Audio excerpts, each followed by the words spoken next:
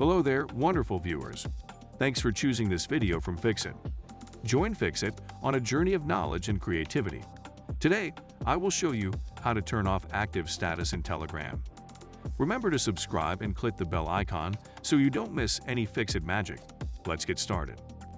First of all, open Telegram app on your device. Once you are on this page, go to Settings at the bottom right of the screen.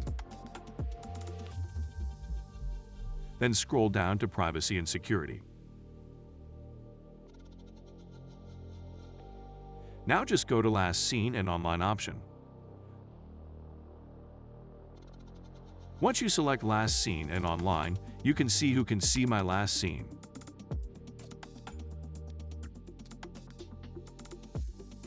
You can select Nobody, and after you've done that, no one will be able to see your last seen as well as online status. In this way, you'll be able to figure out who can see your last seen or online status. Did this video help you?